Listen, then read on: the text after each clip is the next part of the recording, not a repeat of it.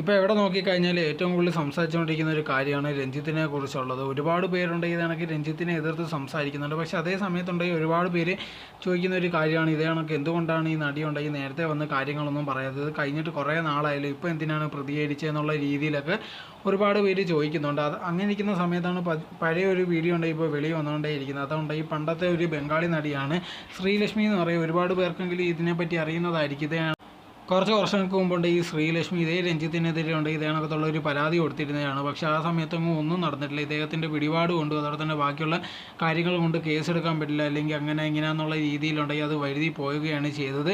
അങ്ങനെ ഇരുന്നിട്ട് പോലും ഇപ്പോൾ ഈ നടി വന്നിട്ടുണ്ടെങ്കിൽ ഈ കാര്യങ്ങൾ തുറന്നു പറഞ്ഞിരിക്കുകയാണ് ചെയ്തത്. ഇപ്പോൾ രഞ്ജിത്ത് എന്ന് പറയുന്ന ആൾക്കെതിരെ ഒരുപാട് തന്നെ നേരത്തെ ഇതേ കണക്കുള്ള ആരോപണങ്ങളും കാര്യങ്ങളും ഒക്കെ വന്നിട്ടുണ്ട്. പക്ഷേ ആ സമയത്തുണ്ടെങ്കിൽ ഭയങ്കര സപ്പോർട്ട് ഉണ്ടായതുകൊണ്ട് തന്നെ ഭയങ്കരമായിട്ടൊന്നും ചെയ്യാൻ പറ്റില്ല. ഇപ്പോൾ പോലും ഉണ്ടെങ്കിൽ സപ്പോർട്ടൊക്കെ ഉണ്ട്, എന്നാൽ പോലും ഇപ്പോൾ ഒന്നും ചെയ്യാതിരിക്കുന്നതിന് മെയിൻ കാരണം എന്ന് പറഞ്ഞാൽ ഇലക്ഷൻ ടൈമാണ്.